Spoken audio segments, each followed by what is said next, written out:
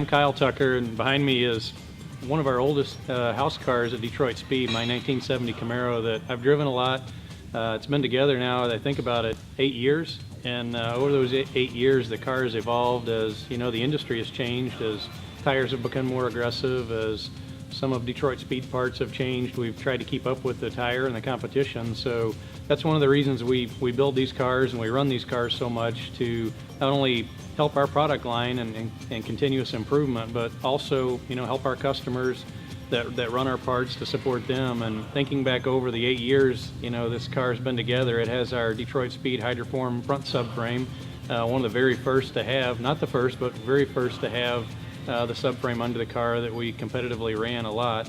Of course, our mini tubs in the back and quadrillink in the rear suspension, subframe connectors, really the gamut of Detroit Speed parts for a second-gen Camaro came from this car. And currently it rides on BF Goodrich Rival S tires that we've been through a lot on the car. The Bear 6-piston brakes, the 6S, the 6R calipers, a mast LS7, black label engine, dry sump with a Bowler 6-speed, and all the changes that Mark puts into it. So, you know, when I bought this car, I found it on eBay, and I thought it was priced a little high. I tried to beat the guy up on the price like any good car guy does, and he came down a little bit, but it was right at the point where second-gen Camaros weren't really going for a lot. Everybody wanted the first-gen Camaros, Firebirds, and anyway, we needed a product line for the second-gen, and this car was kind of the early start of that. So anyway, bought the car off of eBay in Georgia and started, you know, the transformation. It was just a plain blue automatic 350 two-barrel car, and we ran it with leaf springs and our bolt-on suspension parts that first year on the street. And after that, it kind of evolved each year to what you see today.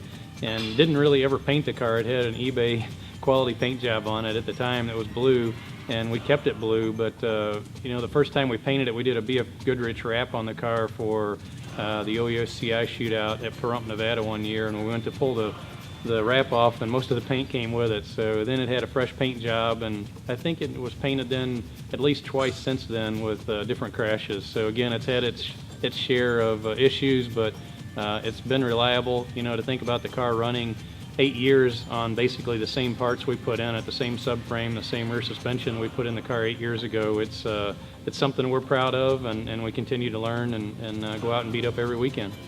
You know, I think thinking back over the 8 years I've ran this car, probably the highlight was winning the Holly LS Fest and driving the car there to Bowling Green, Kentucky from North Carolina, and then driving it back after winning the Grand Champion. And it's that event's super competitive, as it always has been, and no different than the Optima series now. You know, the car, we've continued to try and take some weight out of it to be more competitive, but it's something that can still hold its own. It's fun to road course, and it's fun to autocross. I think I've got thousands and thousands of laps in it, and it's been cool to be able to run the car at some of the, you know, really cool road race tracks, from Road America to Sebring. So it's just been neat to run the car all over the country, and have been pretty successful with it, but also had some wins, but like I said, some crashes at the same time, but that's part of it.